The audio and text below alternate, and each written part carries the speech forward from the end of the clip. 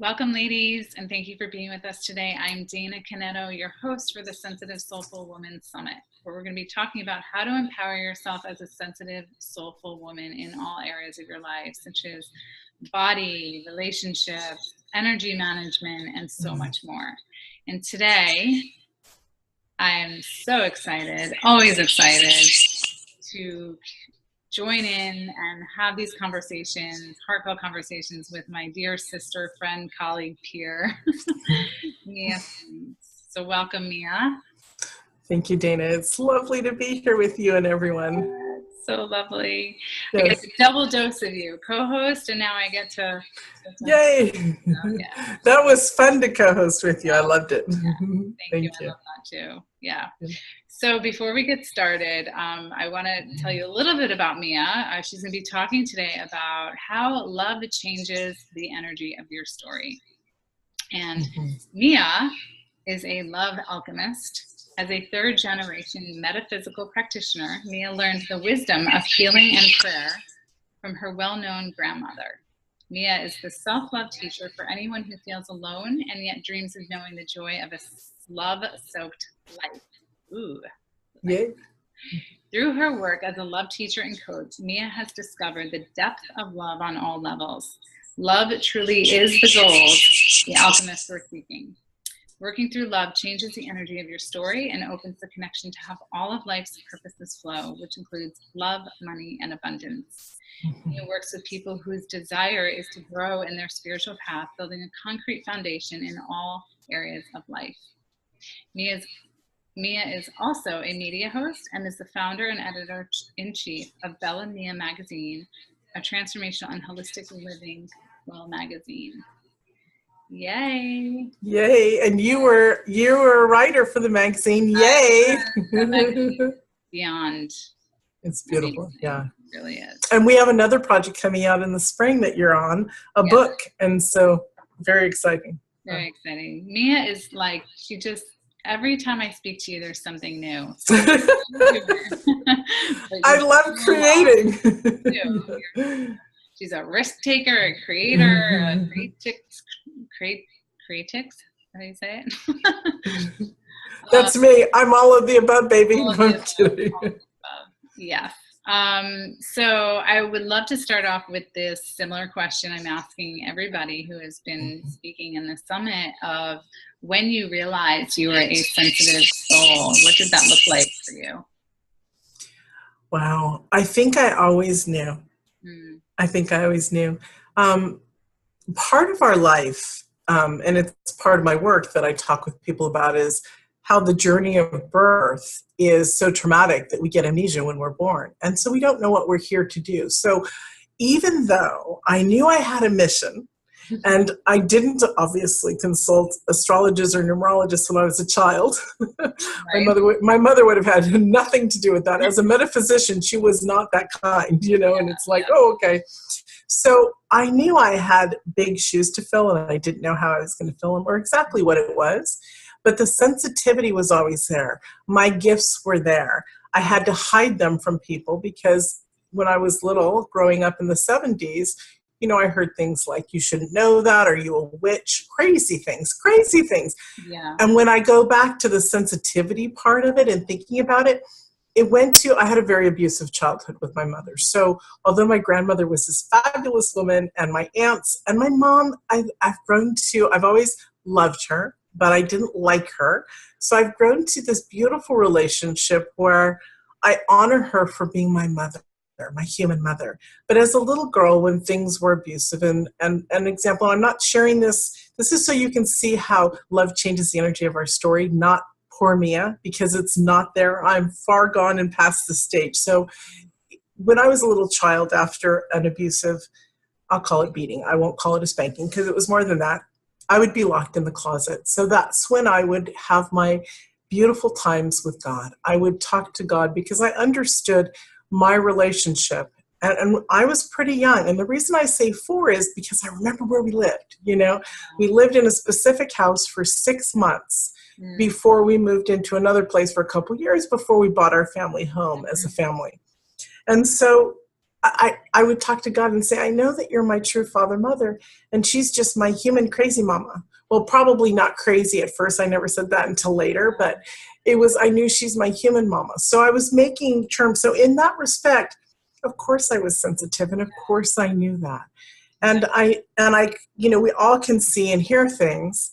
It's just what is repressed from us on purpose, partly birth. But when you talk about a sensitive woman, I go back to the whole thing that we are all incredible soulful beings. And so we're all sensitive because we bring this into this lifetime, right? In these beautiful, glorious bodies. So I was about 4.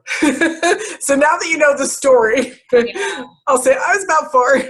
No, that's so beautiful. You and I have such similar experiences and stories in different ways, Yes. I remember, I used to kind of judge myself for this, but I remember I would do the same thing where I'd go up to my room, I'd put on slow music, and I would just feel sad. But it wasn't like a painful sad. It was almost like a very deep sad, and I would write poetry. And I remember I would rip up the poetry because it was so deep. I didn't want to read it. And I didn't even realize I was doing poetry. My words just rhymed. Yes. And I'm sad now that I threw them all out. But it's such a beautiful, anyone listening too, is just the awareness of what were you doing as your sacred time when you were little. I love to spend time on my own, which it sounds like, even though you were put there, it was that communing with God, with source. And yes, and as a grown-up woman now, I look back on my journey, and especially I put myself in the last several months into a healing retrospective place. Yes, my schedule's full with clients. This is fabulous. It's wonderful. But we always have to stay on top of our own stuff in order to accelerate up and support others. So I do this, moved into this glorious new place, energetic wise, bigger, really happy. And then we are also living bi-coastal again. So my husband is in Miami. So the separation of the physical, the bodies, we're always on the phone together and, flying back and forth. But I was able to see, and I was grateful. So the 4 years that we didn't live bi-coastal, more or less, that we lived in one domain, I became a different person. So I noticed last night after I sent him off at the airport to Miami, I noticed last night that I was feeling things that I haven't felt in a very long time. And the reason, it's not about the energy changes your story, but I want people to understand, men, women, children, everybody, to understand that I was even though I was crying, literally crying my eyes out, I felt a little bit broken, brokenhearted. But I was so excited to feel. I stopped feeling that depth. So you talked about the poetry, and that brought it up for me, because I'm a poet as well, but I stopped writing the last 4 years. And so I also stopped singing. I sing, I always sing, but to that depth of emotion where it sounds glorious, Yeah. So this is why these elements of who we are, of the feeling, of the full functioning, all the, the taste, the smell, the touch, we have more than 6 senses, literally. And that 6th sense that they talk about is that supernatural, as they'll say, or we call it our spiritual gift sense. But within there, it really expands out. So feel is so important. Cry if you have to. Recently, a master healer said to me, because I'm very careful who I see, at this level where I am, I know the difference. And so I'm working with a master healer that I've wanted to work with for years and just didn't, everything was fine, and everything's fine. It's just, I love this, twice a month with her. And she said, Mia, let it out. Cry if you want to. Scream if you want to. It's okay. And I was like, really? It's okay? So here's somebody, I think, okay, I'm semi-evolved. I've been working for years on my stuff. And it's okay for me to feel those anger moments and stuff, because when I work in love, of course, that's where I come from. And so it's interesting to allow those in. There's been so much healing just by recognizing it's okay. You did nothing wrong by being upset that, things have changed, throughout my life, looking at my life as a whole, that we normally do when we're at this place where we like to look at stuff. So it's really amazing to connect to the sensitivity of who you are. Mm-hmm. I feel like raising my hands and screaming hallelujah, because I not only just relate to every single thing that you just said, but for everybody listening, I mean, this is why I love you and I love the other women on this call, is because the vulnerability and the ability to say, yeah, I go through it too. And even though that we're having this series, part of the reason to have this series is like, nobody's alone in this. It doesn't matter where you are in the journey. Like, I have deep moments still, but it's that understanding underneath the deep moments that there's a beautiful message and a clearing and a cleansing, and there's something amazing on the other side. Yes. Yeah. And to be out of the fear and know that it comes in a cycle if you allow it to. There's always the sunshine, and not being in the fear is the most powerful place to be, because that's where the healing is. Yeah. Because why? Because we're staying out of the scarcity, the limitations, the fear, thinking the lack. I'm not going to get out of it. Well, that's not true. Yeah. It's a space that allows us to feel the beauty. When you wrote your poetry and listening to your music, didn't you feel, even though you felt a little bit torn, didn't you feel beautiful? You were bringing out words that were so powerful. That's, sometimes people know off and on in my experience through life that I'm a poet. I have a poetry page on Facebook that, I haven't even touched in, I think, 4 years, and it still gets people liking it, because the depths of who we are and express in the human form and words is very, very powerful. And so if we accept that about ourselves, it's really lovely, really, really lovely. Yeah, absolutely. So, I know this didn't go in the way that you thought, but those things are important to share. Hey, no, this is all organic, and everything that's meant to be done here is actually divine. Yes. So I would love for you to share a little bit about, some of your work that you do around love and just what that encompasses. Because I know that, we can see like, a love relationship coach or a love, self-love coach, but you really have this beautiful foundation of just love, like all love. And so I'd love for you to share how that evolved and what that really means for everyone, sensitive women even watching. Well, I was born this way, literally. Yeah. My mission when I was a child was to protect the unprotected on the playground. Now, it doesn't mean that I got in somebody's face and kicked their butt, but it does mean that when I saw somebody being picked on, I was tough enough to go over there. I'm a love activist, and so, besides an alchemist, but an activist literally will stand in the place and say, this isn't right, that's not loving. And that's what I did as a child. I would say, why are you picking on them? Stop it. And generally it would be, they're ugly, they're Mexican, they're this. And when I'd say, well, I'm half Mexican, and it would blow them away. What? No, you're not. Well, what do you think Saenz is? That's Spanish. So and then I tell you, I felt like many people, a beautiful affinity to Martin Luther King. So my mother happened to be quite prejudiced, a bigot. She grew up in the South. And I remember sitting there looking at her when I was little, again, back to 3 and 4, looking at her here's an example. And it's a terrible one, but it's really vital, everyone, because we have so much hatred going on in our world today. I'm sitting in the back seat of our Fairlane 500, and we're at a stop sign going into the grocery store, Safeway. And there's a catty corner. There's a man who's doing sort of like a California roll. He comes up and, he wants to go through it instead of stopping. And, to me, he's a man. My mom says something incredibly derogatory about not being in the right country. I don't want to say what she said, but I said, Mama, he belongs here. He lives here. I mean, I didn't understand where she was coming from. My entire life, I heard judgments about my father's family, all these people. Yeah. So I went the opposite, so I believe I was born into this life to teach and to love people. Yeah. Literally, it's about the way we interact with one, it's the way we hold space for them, the magnificence of who they are and raising them up.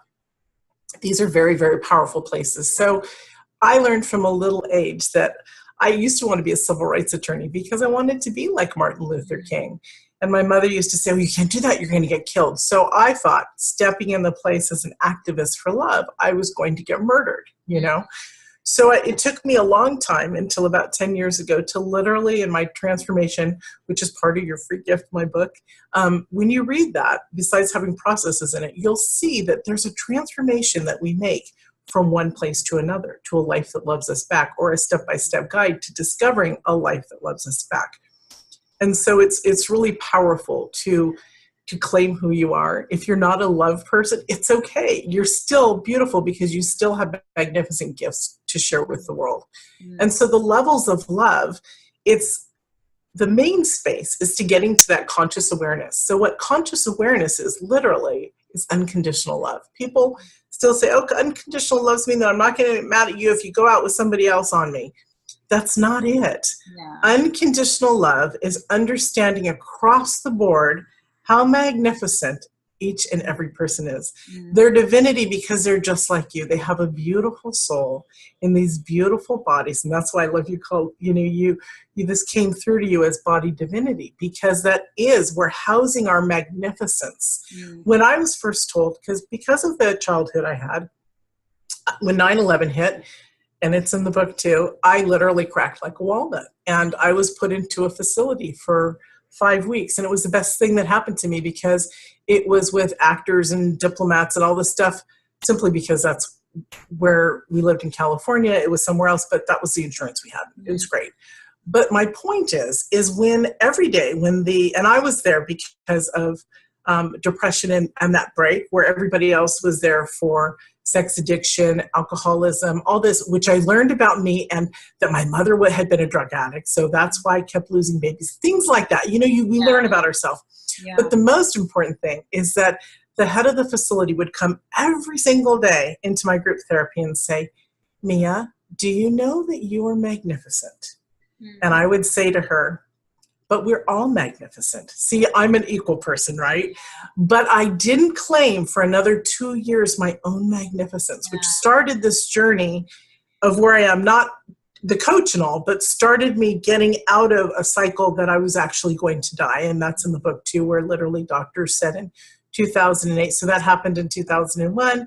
2008, I had an accident in 2005, and doctors said, you need to prepare for the end. You have less than 2 years to live.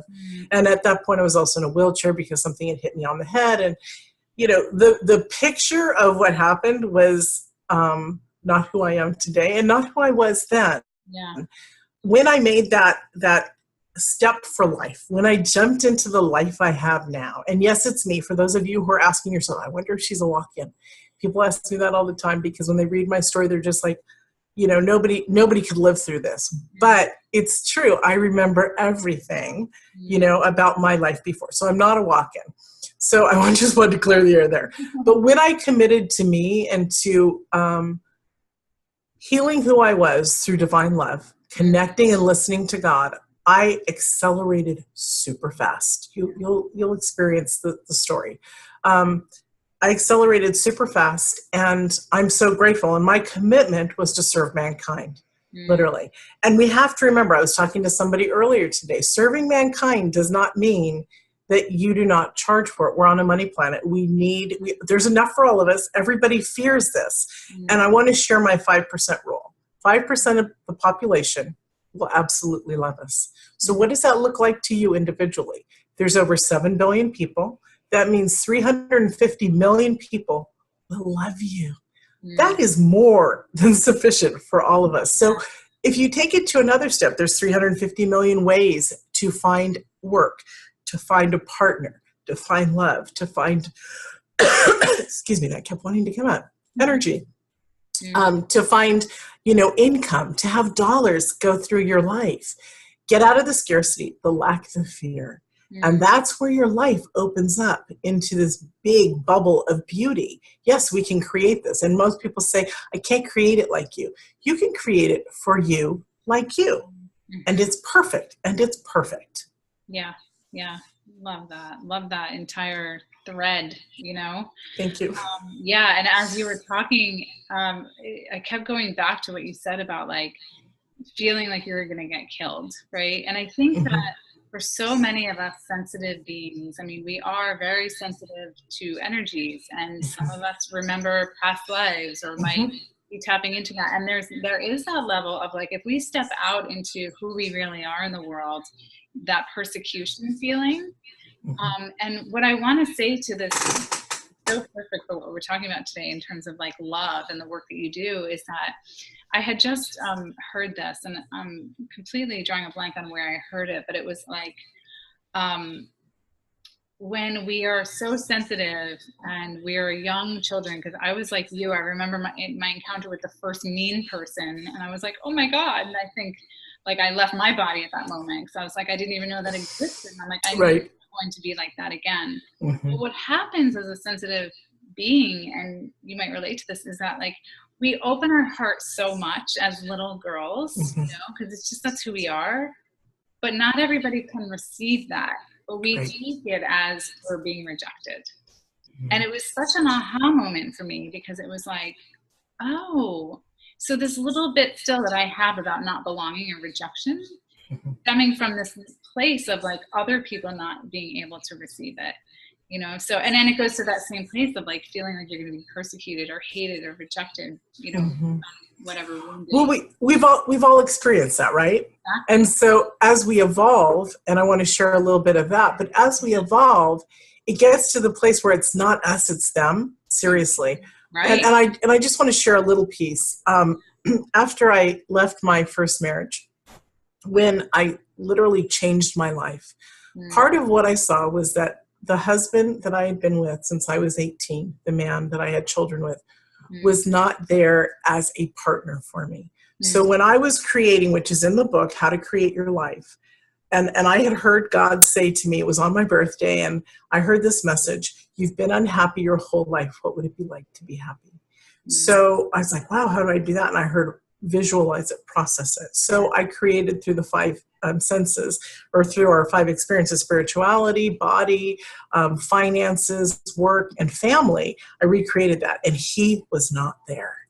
He was not there. So I knew that there was a shift, change happening, and that there would be. So in between him, you know, we all date, right? I was excited because I've been married since I was 18. I had a super time, had a beautiful boyfriend, and crazy things happened. He left me on my birthday, you know, and so I had to work through that one, damn it. Wow. And then came in another beautiful man, much younger than I am, but he didn't know how to, he just was in awe of me, but didn't know how to have it integrate into his life. So for years, and I'm talking about I was already remarried, for years, I was still attached to that sense of loss, literally. And I've come through the other side because I understand that it's him, it's not me.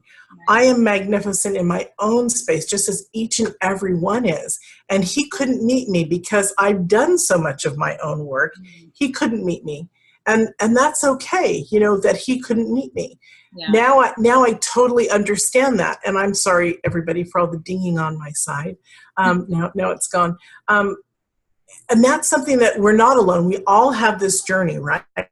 And if we step in the place of love for ourselves, what that does is we are working on self-love first, right? Because that's the thing that everybody's all cuckoo about these days. And literally that is the magnificent steps into our glory, into our spiritual opening, more or less, or our awakening. When we allow ourselves to understand who we are on a conscious self level, so conscious self-love, and there's tips and tools in the book, and go to my website, there's a lot of free stuff there for you guys to get started on your own.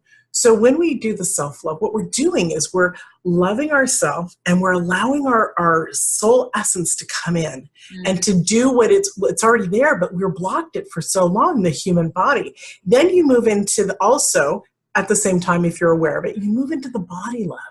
Because once we're opening up and allowing that, oh my gosh, we have a soul. Oh my gosh, I am magnificent. I know who I am. Our body can still block us until we fall in love with our human vessel. And that's why I love the work that you do so much. That's why I honor it so deeply, because I see clearly that that is the roadmap to success, literally. So the things that you will find on my site that I really do, that I teach, and that are slightly different than the way other people teach mirror work, is it's because when we connect through the mirror of the identification, I love you, and we don't say our name because we've had many names in our incarnation. When we do that, it's powerful. When we work on the inner child, which if you guys decide you'd like the inner child process, download the free 3-part series on my site and then request it. And I'm happy to give it to you because it gives instructions, both of the mirror work, the Dream, Believe, Create, and the inner child. The inner child, when done, and I don't want to say when done correctly, because we have no attachments or limitations or thinking that we're in university level here, just dig in, guys. When you're digging into your own stuff, you're healing it. And so what you're doing is you're raising your emotional intelligence. If you want to be emotionally intelligent, do the inner work. The process that I provide for you guys literally takes you in. And I also talk about a timeline. You start at 3 and 4, and then you go 5 and 6. So we do odd years, because those are the things that most affect us on human level. Nursery school, kindergarten, and you go up like that and you can see it. Oh my God, now I'm in junior high, now I'm in high school. These are all our odd years. So, and all my work has come through me through prayer of healing myself and asking the divine, how do I get to the other side? And I'm a good listener, guys. That's the one thing in that closet when I was a child. I became a good listener because I developed that relationship with God, and I had healings. I mean, being metaphysical means that we literally lived a holistic, spiritual connected life, at least my family, where if things came up, we would heal it. Literally, we would heal it. I had a broken femur from skiing when I was 15, and we were in Oregon, and I was at boarding school. Well, that was healed in 3 days. I mean, I had to get off the mountain. Nobody knew where I was. I had a fight with my high school boyfriend, and he left me up there. And he didn't know that when I fell, he thought I was being a baby. Yeah. No, I hit a patch of black ice on a very, not a diamond, but almost mountain that I had no business being on, and a German tourist came and took me down. So my point is we are our deepest connection to our divine source. Yeah. And so dig into who you are, because you will open up that flow of your spiritual essence, which is, I want to ask you guys or tell you, you are magnificent. And do you believe it? And get to that point where you do believe it. I had to hear it repeated. So every day this woman would come in and say, Mia, you're magnificent. And I used to push it off, right? So it took me about 2 years to listening to a CD of a song about magnificence, my own magnificence, till it finally settled in. So understand that we all have these spaces of growth, right? The most difficult ones take the longest, and that's okay. That magnificent piece probably took my whole life up till that moment. Yeah. But from the moment I was told I was magnificent, it took me 2 years. That's kind of a long time to accept that about myself, But the work that we do on the love level, on the inner child, on the mirror work, on the connection stuff, that brings us to that place of self-love and allowing our spiritual essence in. From there, we learn what unconditional love is. From there, we understand, okay, so a relationship with a partner is so different than a relationship with my child or what I thought before. We all have these different areas of love. There's forgiveness love. There's gratitude love. There's body love. There's self-love. There's manifestation love. There's manifesting love. There are so many levels of love that we dig into and we work and create until it flows in a beautiful state. Yeah. Love that. And that's how it changes the energy of your story, literally. When you do those, especially the mirror work and the inner child work, I've taken thousands of people through these processes, and thousands of people download it from my site and write me, and I will write you back. And if I don't, then write me again sweetly, because then I'll be sure to write you back. If you're not sweet, then my assistant will write you back. But the thing is if you write with questions, like so many of these coaches who are here, yes, we make an income and all that, but are here to support you, literally will write you back, because you have a question that could be answered simply by a shift. Everything in our life is shifting who we are. If one little aspect doesn't work, it's okay. Don't freak out. Shift it. shift it, shift it, shift it. Because remember, we're unique. We are that unique that not everybody is the same, obviously. Yeah. Even though our 5% are. Right. Right. Yeah, that awareness, like having that awareness there of like what's coming in, and what can I shift in this moment, and how can I tend to myself more now? Yeah, completely. It's beautiful stuff. Yeah, you are just such a gem. Oh, thank you, sweetheart. I love you. I love you too. And we're almost at time. And I just want to make sure, I know you spoke to it a little bit while we were talking, while you were talking there, but do you want to just share again what your free gift is? Sure. My free gift on my site for you guys is my book, Mirror, Mirror, a step-by-step guide to a life that loves you back. So it takes you through, so you see what a life that doesn't love you back is compared to a life that loves you back. There's smoothness, there's joy, there's beauty, there's so much there. And each and every one of us deserve, literally, it's our birthright, deserve that smoothness. We're just on a place called planet Earth. This rock has density. I mean, it literally does. And it's okay. We can move through I call it like a video game. We can move through what's real and what's unreal for us. Literally, we create what we want. So the book has 4 processes in it. I totally recommend it. It's very short. It's only 38 pages. The bigger one is coming out, that's a bigger mama size.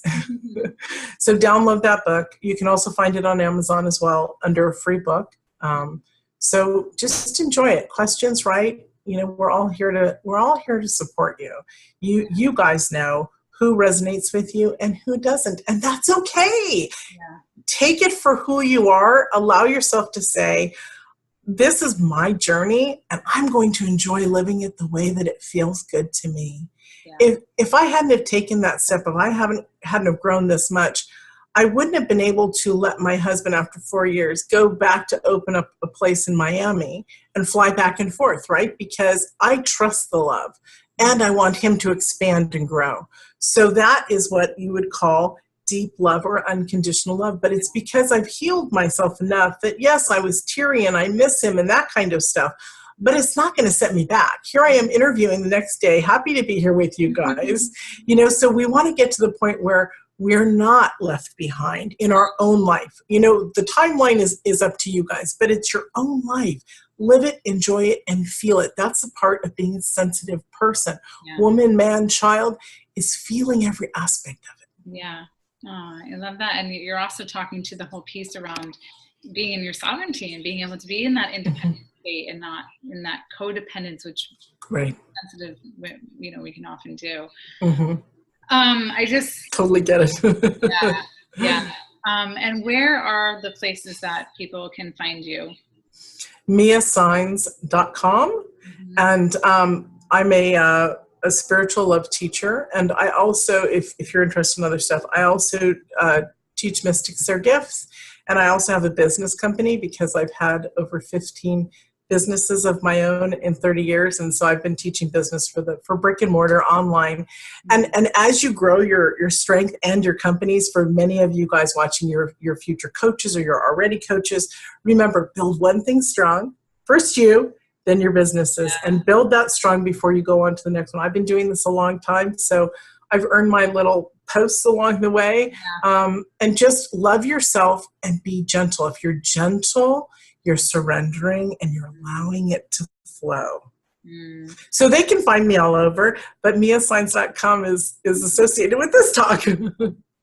Well, you perfectly inserted that in there because I was actually going to say, is there anything last? I felt you, baby. I felt you. Well, I would like to share one thing with the audience. And I love to do this when I have talks because I deeply, honestly believe it.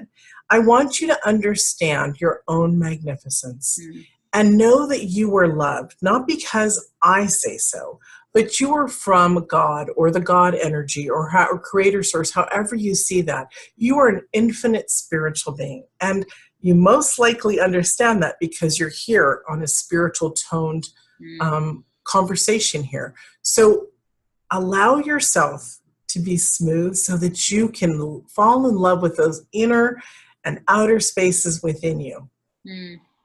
Beautiful. And I Thank you. agree. Yeah. Well, Mia, thank you once again for being here, being a part of this. You Thank offered you. so much today. So everybody Thank you. find Mia. She's amazing. Thank you. Thank you. Amazing. Yeah. So thank you all for being here, and tune into the next series, and blessings to everybody. Blessings. Have a good day. Bye.